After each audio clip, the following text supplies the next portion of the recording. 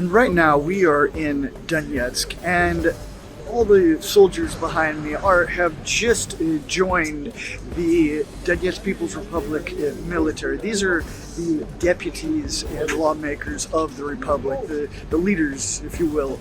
And you can see behind me, they are all ready to go to war, joining Russia against Ukraine.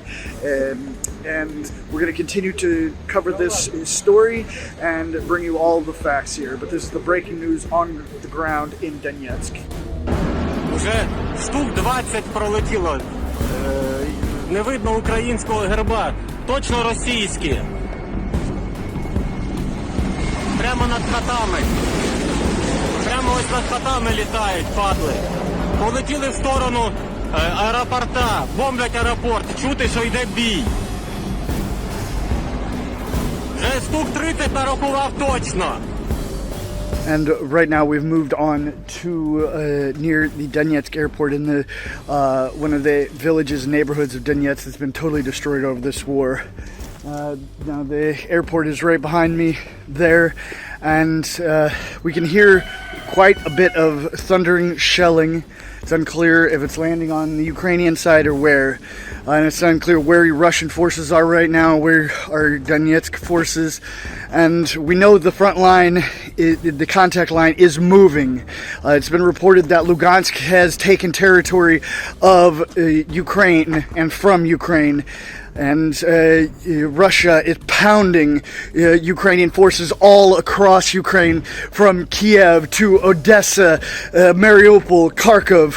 There are what Russia says is the military of Ukraine taking intense hits from them, and Russia is out to dismantle the military of Ukraine, and we're not sure where this is going to end up, but we've got more to come.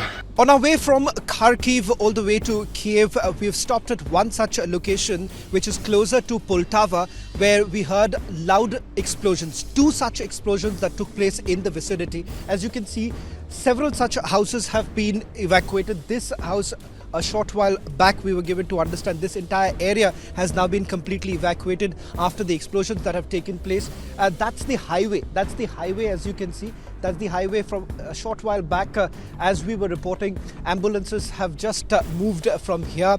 In fact, we are given to understand what the military has also been sending in vehicles to basically stock up the gases. The explosions have basically taken place in an open area, is what the locals are explaining to us.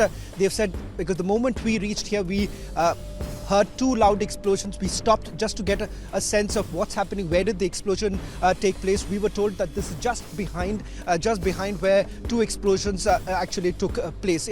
Similar kind of situation across various parts of Ukraine at this point in time. At least three cities that we have already covered while we were leaving from Kharkiv. And the images are pretty much the same. Almost every city people are leaving, and when we are asking them where exactly are they headed, they're not very sure at this point in time, because remember, there has been no such direct messaging that has really come in from the Ukrainian authorities, who are basically gripping with the current situation. When there were sudden announcement that was basically made by the Russian side that would be military operations that would take place in two breakaway regions in Luhansk and Donetsk, where certainly those two areas are cut off from the Ukrainian side.